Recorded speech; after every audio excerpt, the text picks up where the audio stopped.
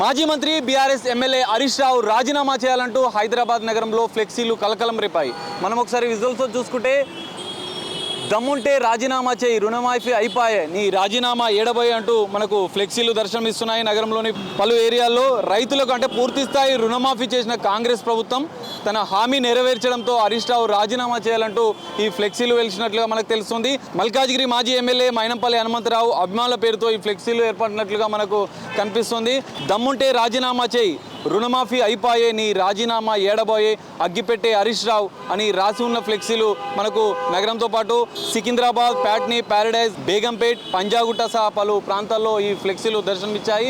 2 లక్షల రుణమాఫీ, అన్నదాతల విముక్తి పండుగ అంటూ మనకి ఫ్లెక్సీలో మనకు కనిపిస్తుంది.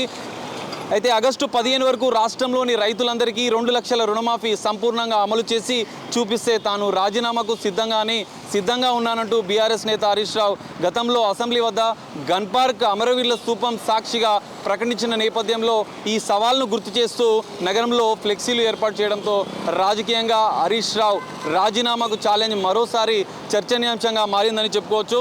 సీఎం రేవంత్ రెడ్డి కూడా హరీష్ రావు రాజీనామా సవాల్పై ఘాటుగా స్పందించినట్లుగా మనకు తెలుస్తుంది. ఖమ్మం జిల్లా వైరా సభలో మాజీ మంత్రి హరీష్ రావుకు సీఎం రేవంత్ రెడ్డి సవాల్ విసిరారు. రాహుల్ గాంధీ ఇచ్చిన మాట ప్రకారం 2 లక్షల రుణమాఫీ చేశామని చీము నెత్తురు ఉంటే హరీష్ రావు తన ఎమ్మెల్యే పదవికి రాజీనామా చేయాలంటూ ఘాటుగా స్పందించారు.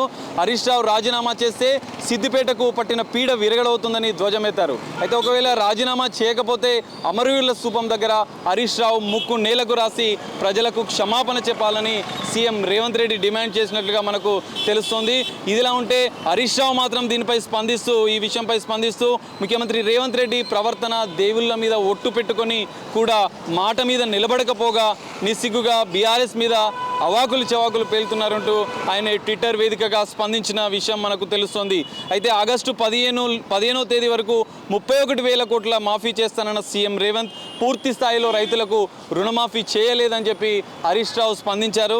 దానిపైన అయితే కాంగ్రెస్ ప్రభుత్వం నిజంగా 2 లక్షల రుణమాఫీ చేస్తే 22 లక్షల మందికి రైతులే ఉంటారా, కేవలం 17,000 కోట్లు మాత్రమే అవుతాయా అంటూ ఆయన ప్రశ్నించిన పరిస్థితి మనకు కనిపిస్తుంది. ఈ ఒక్క విషయంతోనే కాంగ్రెస్ సీఎం రేవంత్ రెడ్డి రుణమాఫీ పచ్చి అబద్ధమని తేలిపోతుందంటూ హరీష్ రావు కూడా దాని మీద ట్విట్టర్ వేదికగా స్పందించినట్లుగా మనకు అర్థమవుతుంది. ఇది మొత్తంగా చూస్తే హరీష్ రావు రాజీనామా చేయాలంటూ ఫ్లెక్సీల కలకలం రేపుతుంది. దీనిపై ఏ విధంగా స్పందిస్తారు, ఏం జరుగుతుందో అనేది మనం వేచి చూడాలి. కెమెరామెన్ వేణుతో సాగర్, RTV హైదరాబాద్. మరిన్ని వీడియోస్ కోసం ఛానల్ ని సబ్స్క్రైబ్ చేయండి. లేటెస్ట్ అప్డేట్స్ కోసం వాట్సాప్ ఛానల్ ని ఫాలో చేయండి. అండ్ లింక్ డిస్క్రిప్షన్ లో ఉంది.